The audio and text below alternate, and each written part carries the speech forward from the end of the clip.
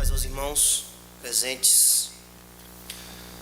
Tem sido um privilégio estar aqui com vocês, compartilhando a palavra de Deus. E de fato, acho que só vale a pena sair lá do Recife para vir para um lugar tão distante, porque sabemos que o nosso Brasil é um país continental, se for de fato para trazer algo valioso, não a minha opinião, não o que eu penso, não o meu conselho, mas sim algo da parte de Deus, que venha da vontade dele revelada através da Escritura Sagrada. E de fato aí sim vale a pena sair daqui até os confins da terra, vale a pena perder a sua vida, como os moravianos diziam: vá, pregue e morra. Sim, vale a pena. E essa noite nós queríamos falar a respeito das marcas da verdadeira igreja, ou das marcas da verdadeira eleição, ou das evidências que a igreja verdadeira possui, que autentica, que frutifica, que testemunha da verdade plantada pelo Evangelho, pelo poder de Deus, pelo Espírito de Deus. Vivemos esses dias de confusões que querem confundir a igreja com tudo. Hoje de manhã falamos um pouco disso. A igreja ela não deve ser um partido político, a igreja ela não deve ser um lobby de leis ou algo desse tipo. Tanta confusão, né? Nós estávamos conversando com o irmão os irmãos presbíteros depois do culto, querendo transformar a igreja num clube, uma espécie de Rotary Club, ou algo assim. Incha a igreja e depois diz: o que é isso que temos aqui? É um rebanho de ovelhas ou é um aprisco de bodes? E vivemos esses dias conturbados a respeito do que é a igreja. Templos muitas vezes suntuosos. Aqui em São Paulo nós temos uma vergonha. Temos o Templo de Salomão, uma palhaçada quanto mais para atrair, para mercadejar o Evangelho, blasfemando dia e noite contra o Senhor. Então nós temos as mais diversas confusões nos nossos dias. Mas nós somos chamados por Deus a olharmos a sua palavra e a buscarmos desenvolver as verdadeiras características. Não precisamos de muitas coisas. Não precisamos de muitas coisas.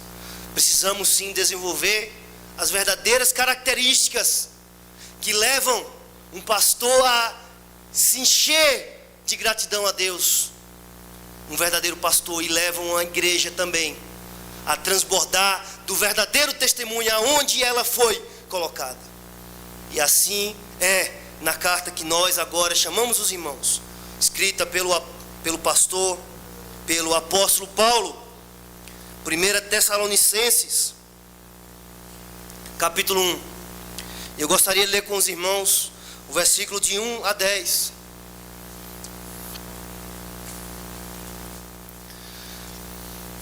Primeira carta de Paulo aos Tessalonicenses, capítulo 1, versículo de 1 a 10. Assim diz a palavra do Senhor. Paulo, Silvano e Timóteo, a igreja dos Tessalonicenses, em Deus Pai e no Senhor Jesus Cristo, graça e paz a vós outros. Damos sempre graças a Deus por todos vós, mencionando-vos em nossas orações e sem cessar, recordando-nos diante do nosso Deus e Pai, da operosidade da vossa fé, da abnegação do vosso amor e da firmeza da vossa esperança em nosso Senhor Jesus Cristo. Reconhecendo, irmãos amados de Deus, a vossa eleição, porque o nosso Evangelho não chegou até vós tão somente em palavra, mas sobretudo em poder no Espírito Santo, em plena convicção, assim como sabeis ter sido o nosso procedimento entre vós e por amor de vós. Com efeito, vos tornastes imitadores nossos e do Senhor, tendo recebido a palavra, posto que em meio de muita tribulação, com alegria do Espírito Santo, de sorte que vos tornastes um modelo para todos os crentes na Macedônia e na Acaia.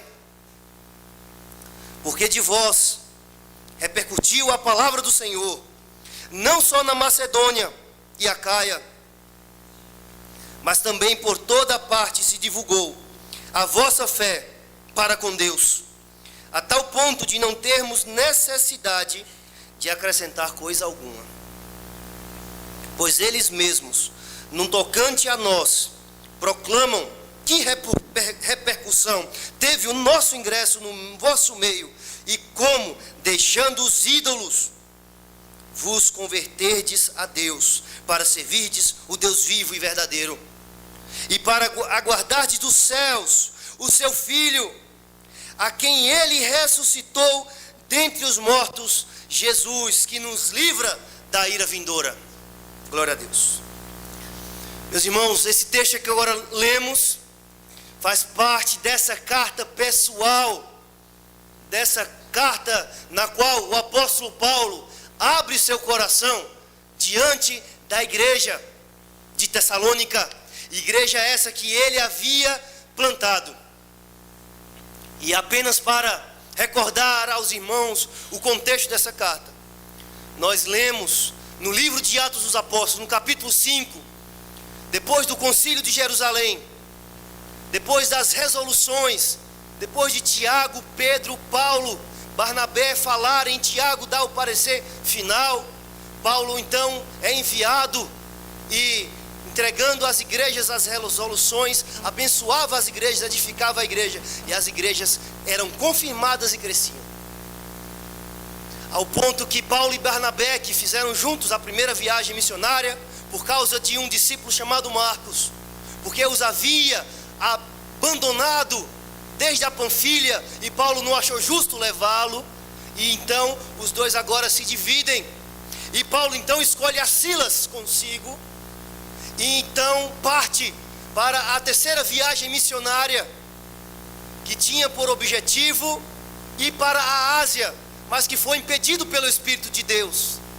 E chegando na cidade de Listra, depois de passar por Derbe, e ali encontra-se um discípulo do Senhor, jovem, Timóteo, fiel, com um bom testemunho, depois que é circuncidado por conta dos judeus que ali existiam.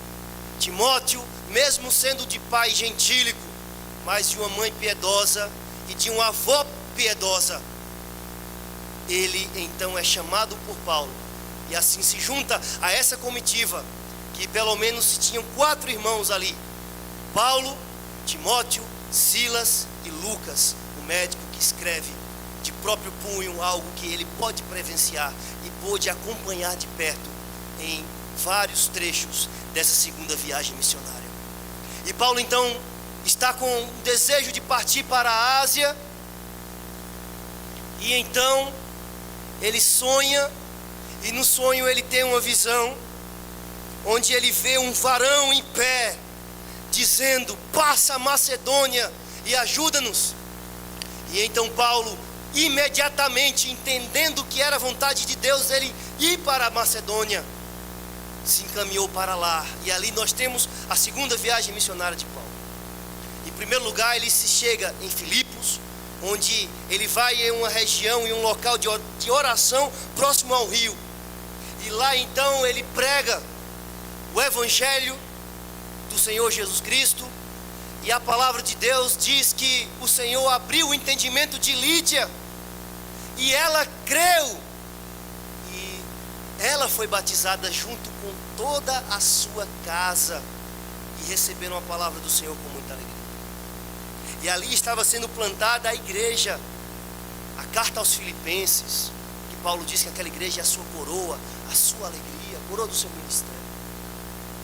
E ali em Filipos, nós temos ali de fato uma igreja que causa problemas para os nossos irmãos batistas. E ali nós temos uma igreja que batizava não somente aquele que cria, mas também a todos os seus que estavam debaixo da sua autoridade, que estavam no seu teto, na sua casa, porque entendia muito claramente que a salvação era para aquele que crê e para a sua descendência, que o Espírito Santo foi otorgado da promessa àqueles que creem a sua descendência.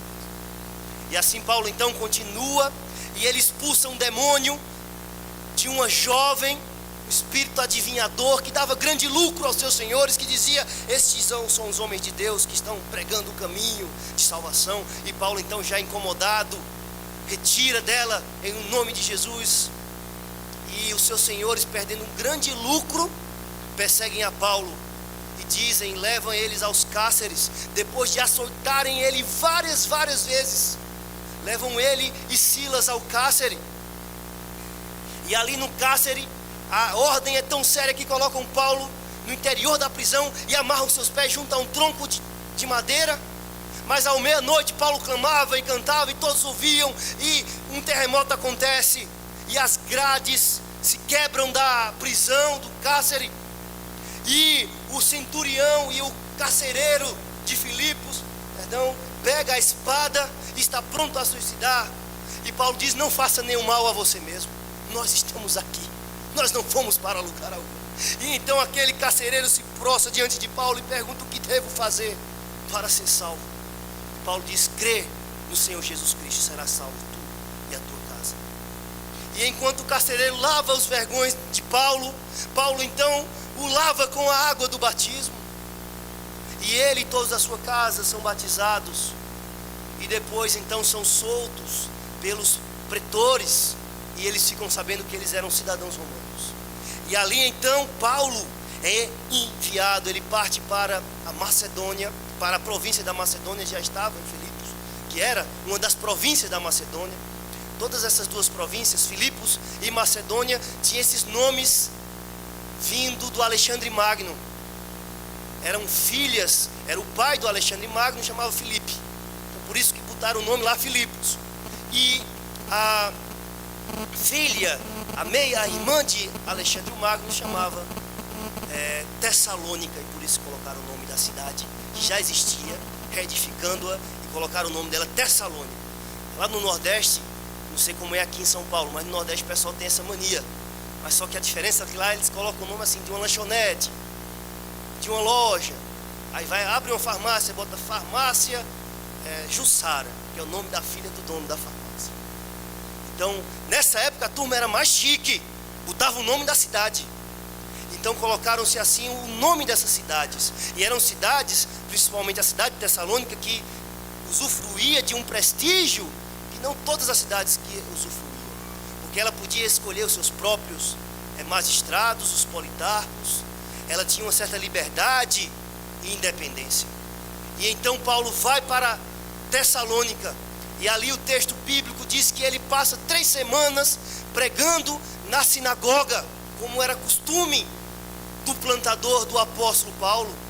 E pregava ali na sinagoga, e o texto bíblico de Atos, salvo engano, capítulo 17, vai narrar que Paulo anunciava que era necessário que o Cristo padecesse e ressuscitasse. E esse Cristo que de fato padeceu e ressuscitou era Jesus, a qual ele vos anuncia. E diante da pregação, muitos judeus não creram, mas alguns de entre os judeus, diz o texto bíblico, que na cidade de Tessalônica creram. E também gregos piedosos, ou seja, eram gregos que provavelmente frequentavam a sinagoga. E muitas mulheres distintas, mulheres de uma alta posição. E ali então a igreja estava sendo plantada, mas não sem muita dificuldade e perseguição. Aos judeus que ficam sabendo que não criam no evangelho, se juntam com aqueles que eram da malandragem, chamando os agitadores, os criminosos da cidade, os vagabundos da cidade. E vão então ao encalço do apóstolo Paulo para o perseguir. E então os irmãos, sabendo disso, fazem o apóstolo Paulo fugir, e ele vai então para a cidade de Atenas, onde ele prega no Areópago, e depois então ele vai para a cidade de Corinto. Ele passa 1 ano e meio ali plantando a igreja, porque o Senhor tinha muitos para salvar. Então, provavelmente a maior igreja da segunda viagem missionária de Paulo era a igreja de Corinto. A igreja tinha mais membros. Mas aqui em Tessalônica, quando os judeus encontram os discípulos, que eram conhecidos por ficarem na casa de Jason, então eles pegam Jason, que acolheram os discípulos. Provavelmente Paulo construía tendas ali na casa de Jason também, e levam os discípulos às autoridades, olha, e apresentam Jasão e diz: estes são aqueles que acolheram os que estão transtornando o mundo. Os que estão transtornando o mundo. A notícia dos discípulos de Cristo já era famosa.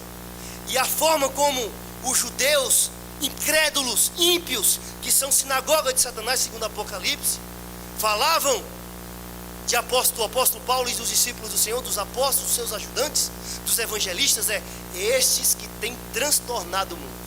Essa evidentemente que é uma forma pejorativa, é algo parecido com o que acontecia com os puritanos.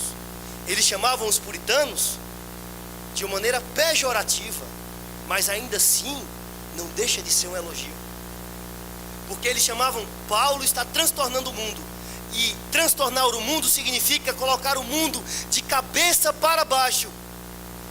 E de fato, onde o evangelho é pregado fielmente, o mundo é colocado de cabeça para baixo.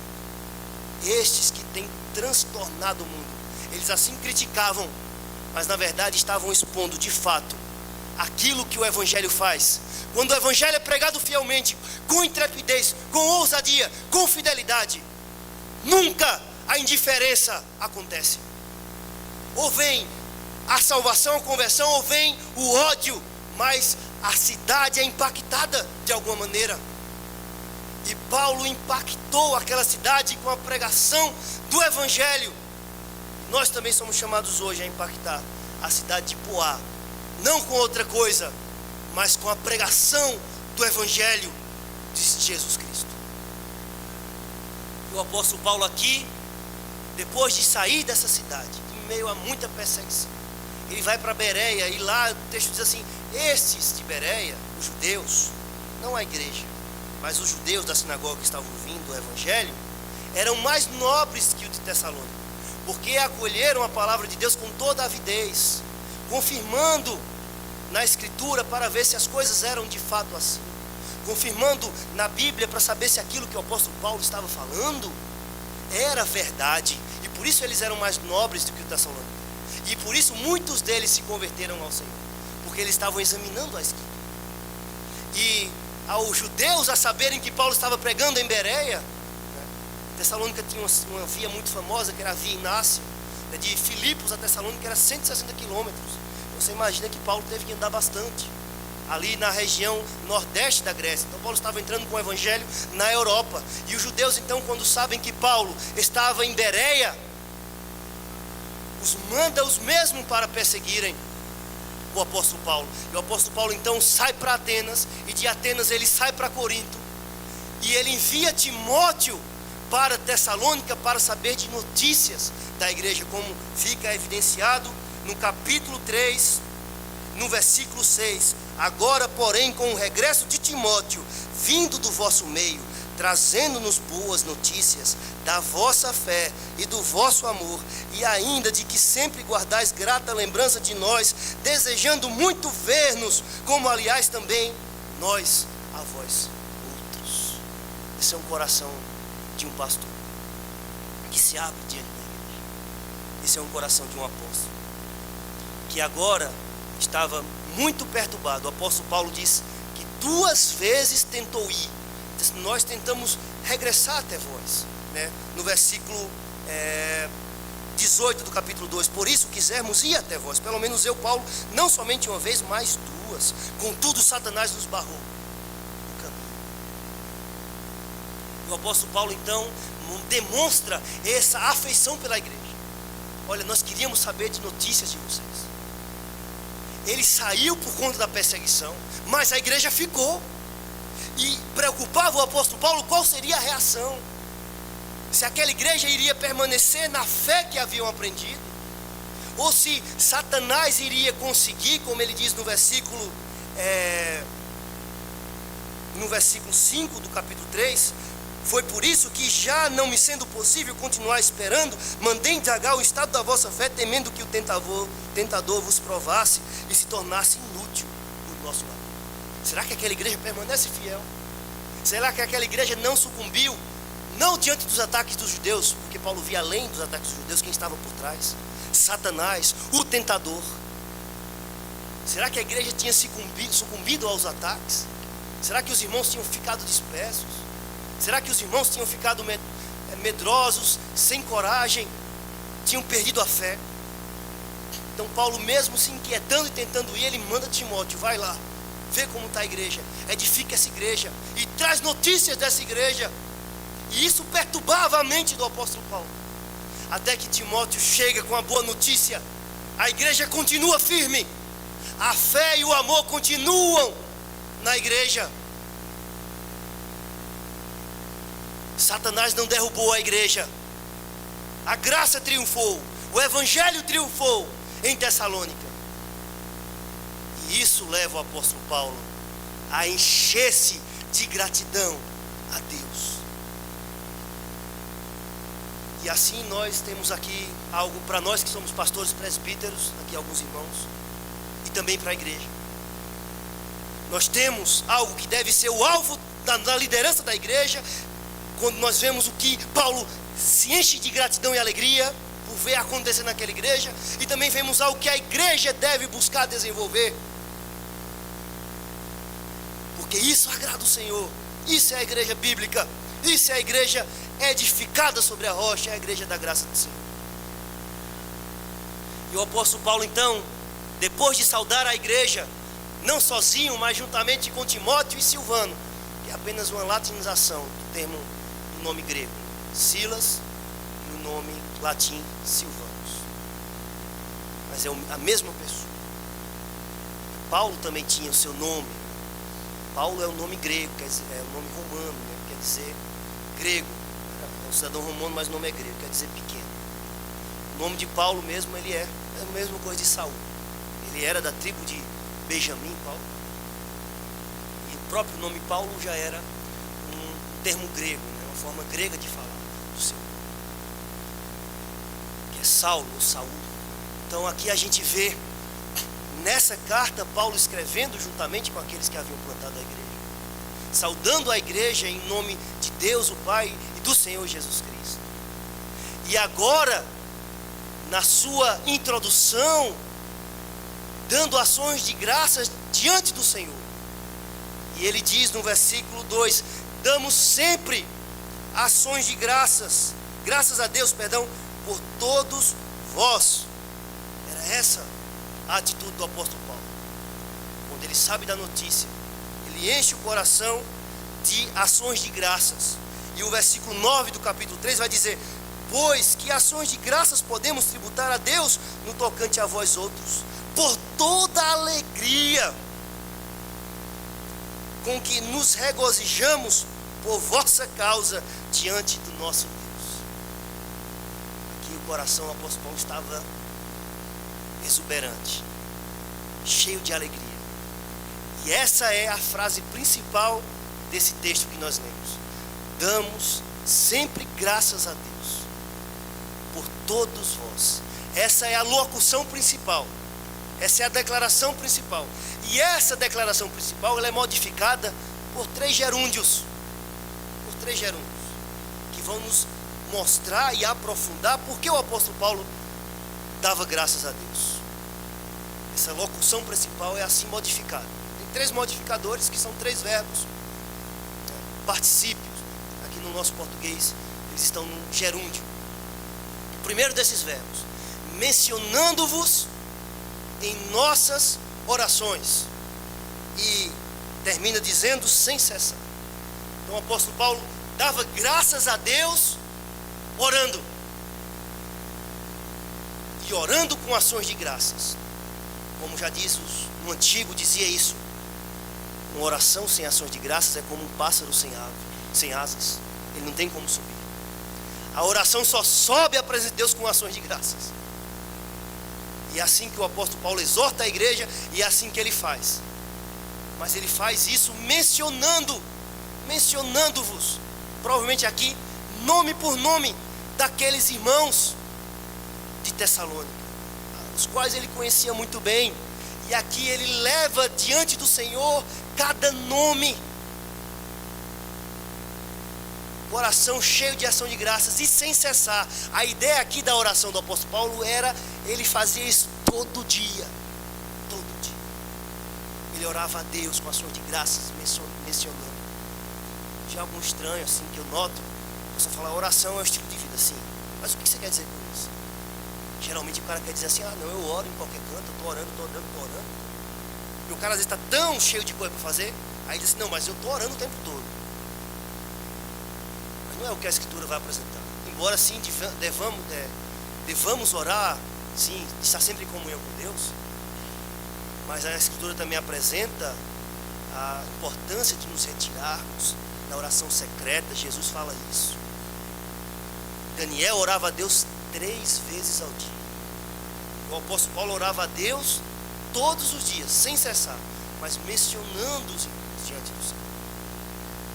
E essa oração fica claro também no capítulo 3, versículo 10, orando noite e dia, com máximo empenho, para vos ver pessoalmente e reparar as deficiências da vossa fé. E a ordem que ele dá à igreja em 1 Tessalonicenses capítulo 5 é orai sem cessar. Ele fazia isso e exortava a igreja também a fazer. Então esse é o primeiro modificador da ação de graças. De fato nós precisamos ser pastores, líderes, presbíteros que ora pela nossa igreja. É assim que o apóstolo Paulo disse. Mas em segundo lugar nós temos o segundo gerúndio, o segundo modificador. Como é que Paulo dava? Por que Paulo dava ações de graças a Deus? E como ele dava ações de graças a Deus? Orando, mas também recordando-nos da operosidade da vossa fé, da abnegação, do seu amor abnegado e da firme esperança em nosso Senhor Jesus Cristo. Então, em segundo lugar, o apóstolo Paulo fazia isso recordando. E ele se recordava de 3 coisas. E essa tríade que nos é apresentada de uma maneira tão marcante lá em 1 Coríntios 13, né? Agora, pois, permanecem a fé, a esperança e o amor, onde é enfatizado o amor. Porém, o maior desses é o amor. Também é enfatizado aqui. Só que aqui, ao invés de ser o amor, que termina por último, aqui é a fé. A ideia de fato é que a esperança. Aqui de fato a ideia é que a esperança é que é enfatizada aqui, por um motivo muito interessante. O apóstolo Paulo, ele escreve essa carta, e é difícil você delimitar apenas um tema, porque uma carta é algo muito pessoal, onde o apóstolo trata de vários temas. Mas ele escreve essa carta onde ele faz uma defesa do seu ministério no capítulo 2, onde ele mostra saber das notícias no capítulo 3, e vinda de Timóteo. Mas ele termina o capítulo 4 e 5, onde também ele exorta a igreja para que se desvie da imoralidade e se aplique à santificação. Onde ele dá várias exortações no final do capítulo. Mas o que domina a carta do apóstolo Paulo, principalmente a partir do capítulo 4, e mostra que ele está respondendo 2 perguntas que estavam levando aquela igreja, mesmo com grandes notícias, a uma certa dificuldade, que são notícias a respeito da vinda de Cristo, do modo como Cristo viria, e se os irmãos que haviam morrido seriam deixados de lado na vinda de Cristo. Havia essa preocupação em relação àqueles que já morreram e em relação à vinda de Jesus. E o apóstolo Paulo então escreve e exorta e edifica a igreja, doutrinando com a verdade a respeito tanto da situação daqueles que dormem, mas em especial a situação desses que dormem em relação ao retorno de Cristo. E Paulo vai ensinar então que esse retorno de Cristo traria consigo aqueles que dormem, de modo que aqueles que estivessem vivos jamais precederiam os que dormem. Porque primeiro os que já dormiram em Cristo, ou seja, os que já morreram, serão ressuscitados, e também nós, como ele estava vivo naquele momento, e também nós, os que estamos vivos, seremos arrebatados, encontrando o Senhor nas nuvens. Essa é a ideia,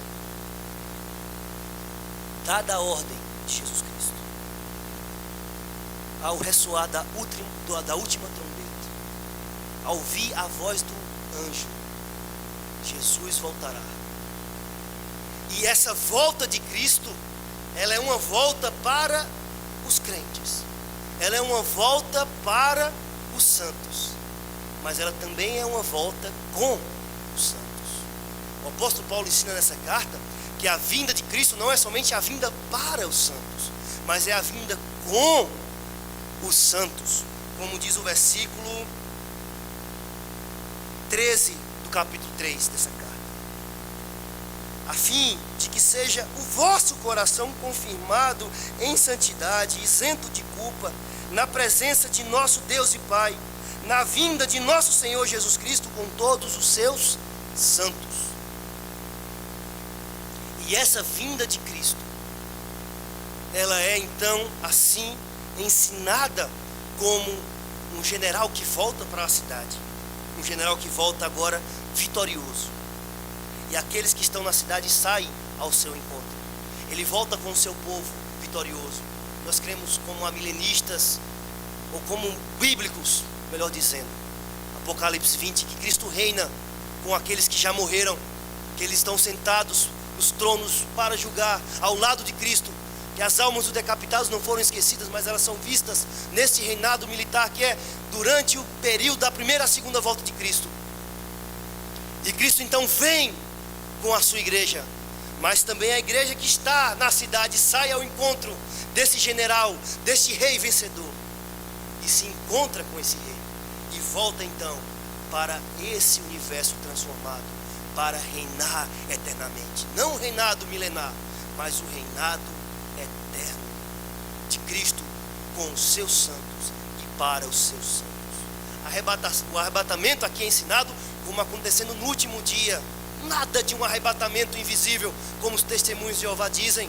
Nada de um arrebatamento invisível, como aquele filme Deixados para Trás erroneamente ensina. Nada disso. Mas no último dia, ao ressoar da trombeta, no dia que os mortos ressuscitarão, a igreja também será arrebatada. É assim que a Bíblia ensina. Mas os homens querem inventar coisas que a Escritura não ensina. E Paulo então, ele, nesse segundo modificador, se recorda dessa tríade da operosidade da fé. De fato, aqueles irmãos creram na palavra de Deus, confiaram em Deus, e é por isso que eles estavam operando grandemente na cidade de Tessalônica. E é por isso que eles estavam sobrevivendo ao ataque satânico e maligno, porque eles estavam confiando em Deus, porque eles de fato creram no Evangelho do Senhor. E é isso que o primeiro capítulo vai dizer, no versículo 8: porque de vós repercutiu a palavra do Senhor, não só na Macedônia e Acaia, mas também por toda a parte se divulgou a vossa fé para com Deus, a tal ponto de não termos necessidade de acrescentar coisa alguma. Essa igreja creu tanto na palavra da verdade, de uma maneira tão verdadeira, que a palavra de Deus se repercutiu por toda a região da Acaia, Macedônia, e também essa igreja foi conhecida como uma igreja de verdadeiramente confiar no Senhor. A Bíblia fala, Paulo fala nas cartas aos Romanos, a fé vem pelo ouvir, e ouvir a palavra de Deus. Resumindo a pergunta, todo aquele que invocar o nome do Senhor será salvo. Como, pois, invocaremos ao Senhor? Como, pois, invocaremos aquele de quem nunca ouvimos? E como ouviremos se não há quem pregue? Então, termina dizendo, a fé vem pelo ouvir, e o ouvir a palavra de Deus. Como vamos invocar aquele que não ouvimos e nem cremos? A fé vem pelo ouvir, e aquela igreja ouviu o Evangelho, e a verdadeira fé então repercutiu por toda a região. E essa igreja era uma igreja conhecida, era uma igreja que estava operando, que estava pregando o Evangelho e repercutindo a palavra do Senhor, e que estava operando mesmo em meio à grande tribulação e perseguição, por conta da verdadeira fé. É o que a Bíblia vai falar: sem fé é impossível agradar a Deus. Por conta é necessário que aquele que creia que Deus existe, Hebreus 11, creia que aquele se achega a Deus, creia que Ele existe, que se torna galardoador daqueles que o buscam. E Paulo aos Romanos vai dizer: tudo que não vem de fé é pecado. Portanto, Não adianta apenas uma igreja ser operosa, uma igreja fazer muita coisa,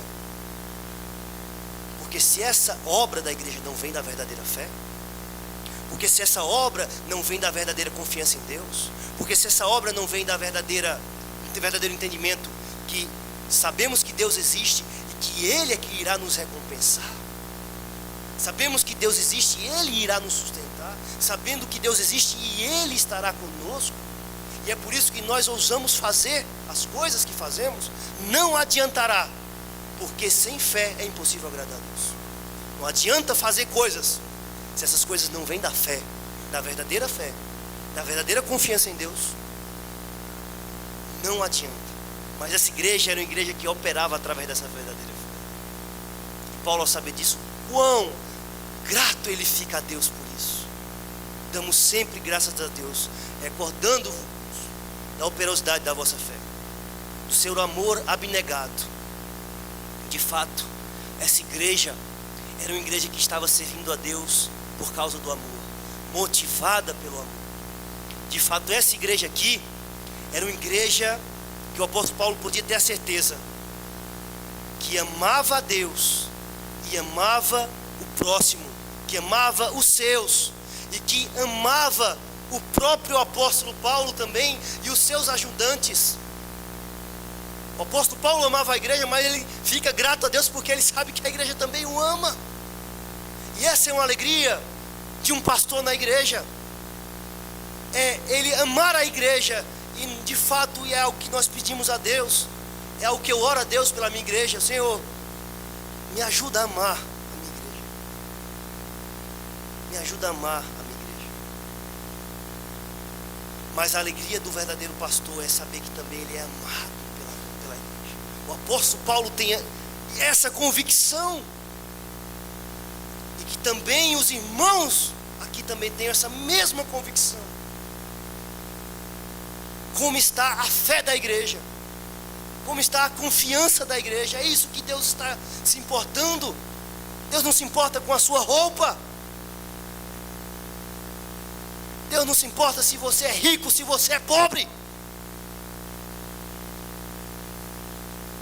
Deus não se importa com o tamanho, o valor do seu dízimo. Ele é o Deus da prata e do ouro. Mas sim, se o que você tem feito através da verdadeira fé. Mas sim, se essa noite você está aqui porque de fato você crê que esse Deus que nós estamos falando, que nós não vemos, Ele é real, assim é o Deus eterno, invisível, mais real. Deus único, ministramos, né, o louvor, como diz a canção, baseada no texto bíblico. Então, quando nós olhamos essa verdadeira fé e esse amor, nós vemos de fato que o coração do apóstolo Paulo se enche de alegria. Como nós já mostramos aos irmãos, alguns textos, também em Tessalonicenses 3, versículo 2, o apóstolo Paulo fala desse amor.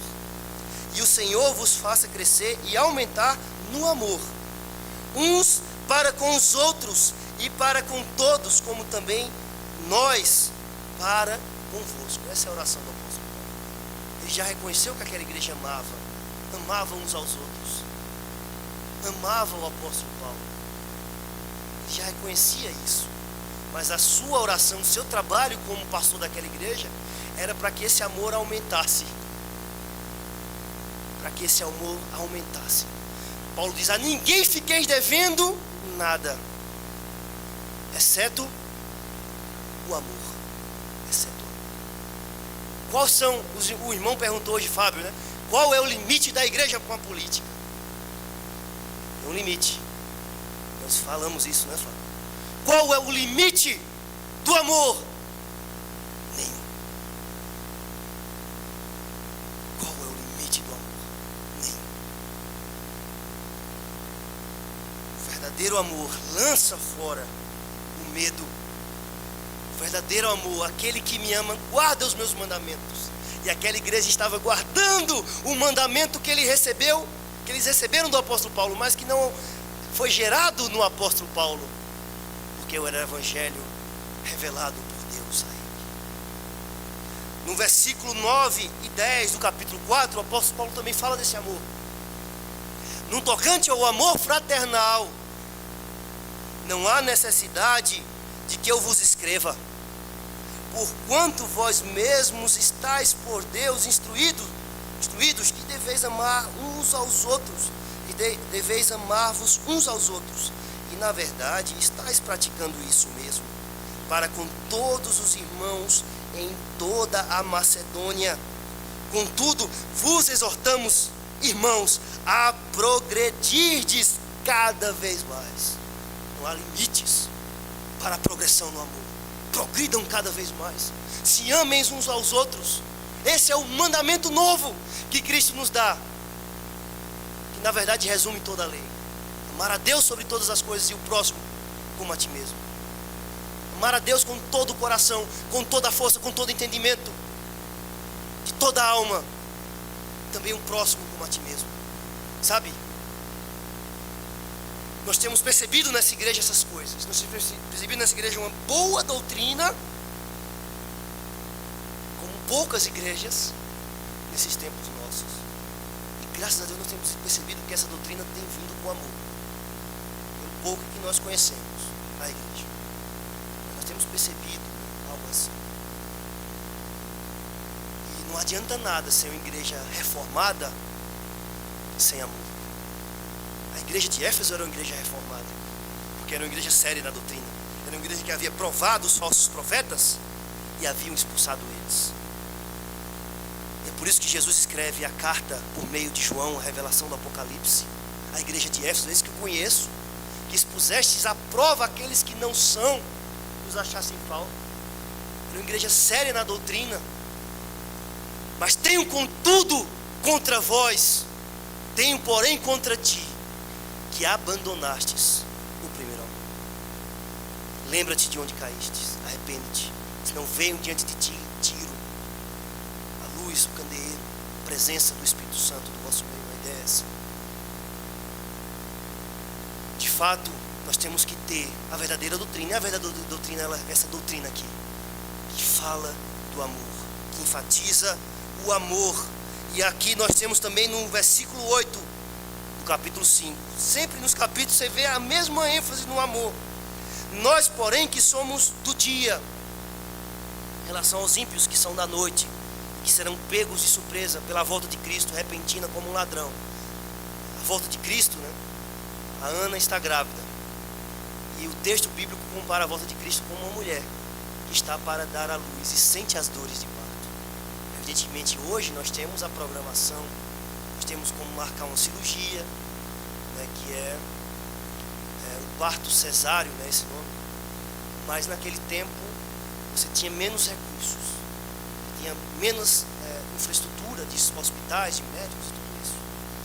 Então, mesmo que nós saibamos pelos sinais qual é mais ou menos a época do parto, ainda assim a grávida que espera o filho, principalmente naquela época, isso vinha de um modo repentino. Começava a sentir as dores. Onde ela estava, ela tinha que estar preparada. Da mesma forma a igreja estaria preparada, porque eles eram de dia.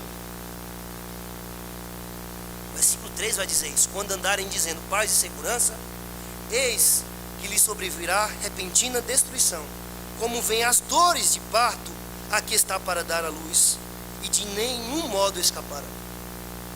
No versículo 8 ele vai falar exatamente dessa tríade bíblica. Nós, porém, que somos o dia, sejamos sóbrios, revestindo-nos da couraça da fé e do amor, como soldado, e tomando como capacete a esperança da salvação. E por fim, esse segundo modificador, Paulo fala: firmeza da vossa esperança em nosso Senhor Jesus Cristo. Ele se enche de ações de graças a Deus, porque reconhece que aquela igreja tinha a verdadeira esperança na volta de Cristo. E essa esperança Paulo chama de firme esperança. Sabe? Prega o evangelho lá para um ímpio lá fora. Pergunta a ele assim: se você morresse hoje, para onde você iria? Ele vai dizer assim: olha, eu acho que eu iria para o céu. De modo que ele vai mostrar a você alguma esperança. eu acho que eu vou para o céu. Ele vai mostrar alguma esperança. Se Jesus voltasse hoje, para onde você iria? Ele vai dizer, olha, eu acho aí, pode ser que eu vá para o céu. Ele vai demonstrar alguma esperança, mas essa não é a esperança bíblica. A esperança bíblica é essa, firme esperança, de que Cristo irá voltar, de que na sua vinda nós seremos completamente salvos, isto é, livres da ira vindoura, porque estamos cobertos com o sangue de Jesus Cristo, que é a nossa propiciação, pela qual Deus se torna favorável a nós. É isso que Paulo diz lá no versículo 10 do primeiro capítulo. E para aguardardes dos céus o seu Filho, a quem ele ressuscitou, Deus, dentre os mortos, Jesus, que nos livra da ira vindoura. E isso é essa a ênfase do apóstolo Paulo nessa ações de graças, nessa recordação, é que eles tinham a firme esperança. Eles não duvidavam da volta de Cristo. Eles tinham confusão em relação como os mortos voltariam, qual a situação dos mortos, mas eles de qualquer forma tinham uma firme convicção de que Jesus Cristo voltaria e que na sua vinda a igreja seria salva. Eles tinham essa certeza absoluta e por isso não importava as perseguições do presente, porque o futuro era glorioso, porque eles poderiam olhar lá para frente e receber a palavra do Senhor sem nenhum impedimento, de modo que eles tinham essa verdadeira esperança. E assim então nós terminamos esse segundo ponto. E em terceiro lugar, reconhecendo, irmãos amados de Deus, a vossa eleição. O apóstolo Paulo termina essas ações de graças com esse terceiro modificador, esse terceiro gerúndio, reconhecendo. Modifica a locução principal, damos graça. Como é que ele dava graça? Reconhecendo, amados de Deus, irmãos, a vossa eleição. E esse versículo tão pequeno é tão rico, é tão interessante. Primeiro que ele usa a palavra reconhecendo, que é sabendo, sabe? É comum as pessoas dizerem assim, olha, eu tenho como saber apenas da minha salvação, mas eu não posso saber da salvação do irmão. Por que você chama ele de irmão? Eu tenho como saber da minha, sabe? É comum hoje no meio evangélico dizer assim, a salvação é individual. A salvação é individual. Então, eu só tenho como saber da minha salvação, porque a salvação é individual. Então o apóstolo Paulo, ele vai longe dessa superficialidade dos nossos dias. Ele vai dizer reconhecendo, sabendo, e aqui a ideia de certeza, é essa palavra que vem da palavra conhecimento mesmo, que era a palavra grega gnose. Paulo podia conhecer, reconhecer, saber que eles eram eleitos do Senhor, que eles haviam sido eleitos desde a eternidade para a salvação. E sabe, meus irmãos, era isso a causa última das ações de graças.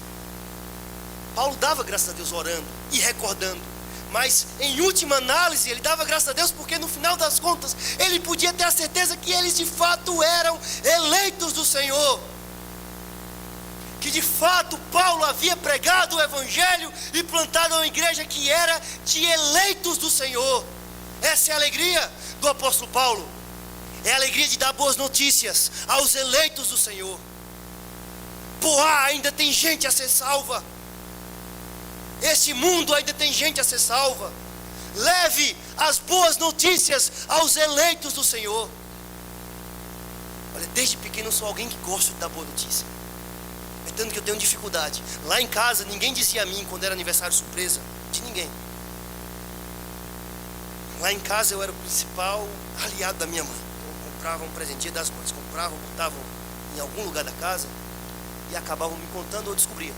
Eu ia lá para minha mãe e dizia, olha, compraram esse presente para a senhora, é assim, então. E ela se fazia, chegava aqui, que bom, tal. Depois dizia, ó, Laurina me contou tudo. Então, desde pequeno eu sempre gostei de dar boas notícias. E quem é que não gosta? Quanto mais a notícia do evangelho boas notícias, porque são as maiores notícias que nós podemos dar a alguém. Quão formosos são os pés daqueles que anunciam coisas novas. A salvação, Jesus Cristo não somente pode dar salvação, Ele é a salvação. Como chegaram para o reverendo Porsche, eles perguntaram, depois da mensagem dele, disseram assim: olha, reverendo Porsche, Jesus é tudo que nós necessitamos. Ele disse: não, meu irmão, Jesus é tudo que nós temos. Essa é a boa notícia. Essa é a nossa suficiência em Jesus Cristo. E o apóstolo Paulo, ele chama aquela igreja nesse versículo 4 de irmãos e amados de Deus. Para um judeu isso era algo estranho, porque tradicionalmente os judeus só chamavam amados de Deus as grandes figuras do povo judaico, do povo hebreu, da nação de Israel, como Moisés, como Abraão. E o apóstolo Paulo chama todos aqueles irmãos que ele mencionava até nome por nome em suas orações como amados de Deus. Se você está aqui hoje, se você tem vivido essa verdadeira fé, esse amor e essa esperança firme, tenha a certeza absoluta que você é um eleito do Senhor. Tenha a certeza absoluta que você é um amado de Deus. Não interessa o quanto você ganhe, não interessa o trabalho que você tem, não interessa quanto o mundo te respeita ou não. Se você tem desenvolvido a salvação, tenha certeza, meu irmão, você é um amado de Deus. Nós o amamos porque Ele nos amou primeiro. Amados de Deus. E é essa a razão última pela qual o apóstolo Paulo dá graças a Deus. E o versículo 5, que é interessante apenas mencioná-lo para enfatizar uma verdade muito importante também, porque o nosso evangelho não chegou até vós tão somente em palavra, tão somente em discurso, um mero discurso, não, mas sobretudo em poder. A palavra dinamis, da qual vem a nossa palavra dinamite, poder, no Espírito Santo e em plena convicção, assim como sabeis ter sido o nosso procedimento entre vós e por amor de vós. O apóstolo Paulo havia saudado a igreja do amor, tinha saudado a igreja em Deus Pai e no Senhor Jesus Cristo, graça e paz. Mas agora ele fala da pessoa do Espírito Santo. Ele fala que a palavra de Deus havia chegado até eles no poder, no Espírito Santo, não como um mero discurso de palavras humanas. E essa verdadeira amor, fé e esperança eram frutos da ação do Espírito Santo por intermédio da palavra, e era fruto mais ainda da eleição de Deus. O apóstolo Paulo fala no segundo capítulo, no versículo 13, ele diz exatamente algo parecido com isso. Outra razão temos nós, irmãos, outra razão temos nós incessantemente para darmos graças a Deus, é que tendo vós recebido a palavra de que de nós ouvistes, que é de Deus, acolhestes não como palavra de homens, mas sim como de fato em verdade é a palavra de Deus, a qual está operando eficazmente em vós, os que credes. Então o apóstolo Paulo havia dado graças a Deus por modo como eles receberam a palavra. Como vocês têm recebido a palavra que é pregada neste púlpito? A diferença é essa. Como vocês vão receber essa palavra? Como uma palavra de Deus, ou como uma palavra do reverendo Eliomar, ou como a minha palavra, ou como uma palavra dos presbíteros, ou de qualquer irmão que venha aqui pregar? Se de fato a pregação tem sido bíblica, fiel, vocês têm que receber essa palavra como do Senhor.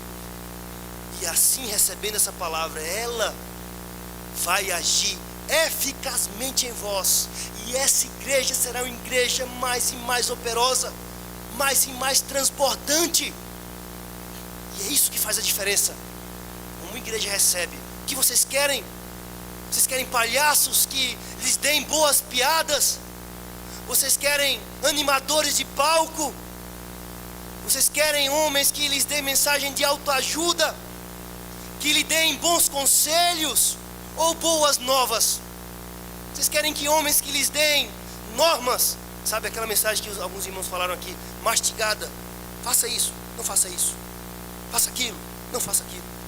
Ou vocês querem ouvir o evangelho da graça e do poder de Deus, que os chama, que nos conclama a uma comunhão com esse Deus, a um verdadeiro arrependimento, a fé no nosso Senhor Jesus Cristo, a submissão integral da nossa vida. Isso faz toda a diferença, meus irmãos.